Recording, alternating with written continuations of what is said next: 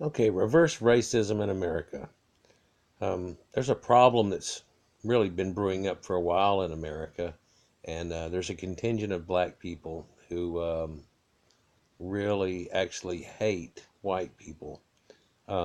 They're directed to hate white people by their Jewish overlords, and they want to try to take over.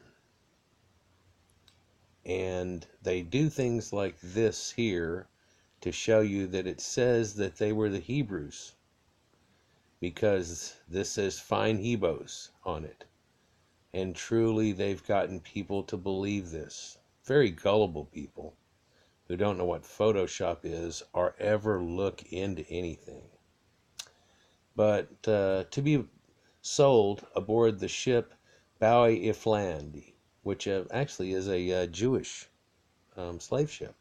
On Tuesday, the 6th of May, next at Avley Ferry, a choice cargo of about 150 fine, healthy, fine Heeboes just arrived from the Windward and Rice Croft.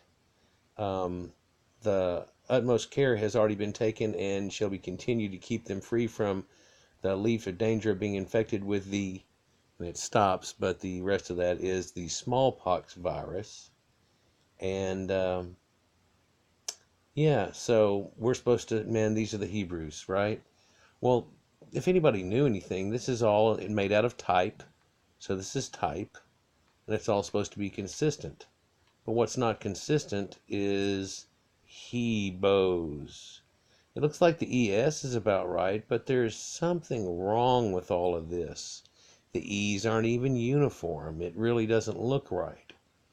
Wow. So let's look into this because black people are going crazy racist over finding this. That it looks like somebody made because look, here's where it comes from. To be sold on board the ship Blancevilland, Tuesday the 6th, May, Negroes. Oh, they turned that into an H, that into an E. They screwed that up and turned it into an E.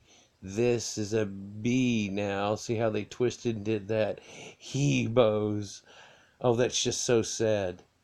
Wow. But what can we get out of this? Well, hold on. Utmost care has been taken and continuing from the smallpox, right? No boat having been on board with all other communication with people from Charlestown prevented. MB. Full one half of the above Negroes have had the smallpox in their own country. Oh, by the way, this shows you that smallpox is what kind of took out the black people on the way, and that shows you a couple of things. One, smallpox took out a lot more people than you think, and the American Indians, people that weren't immune to it. Clearly, all of the Arabs and the white people and the people that had all been up through the Levant area and everything had experienced it with each other and gotten over it a long time before.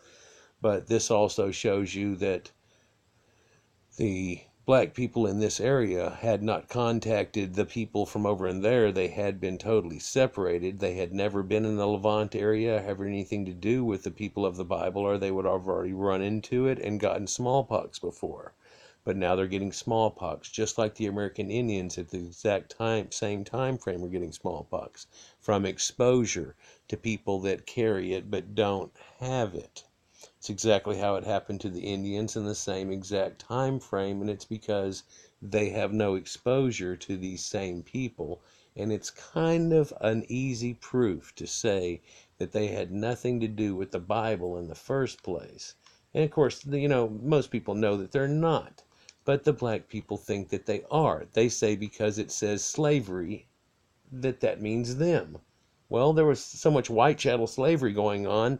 If you want to percentage wise it between, the dark ages and what happened in America versus what happened to the blacks, there would have been more people and for a much longer time that were white slaves.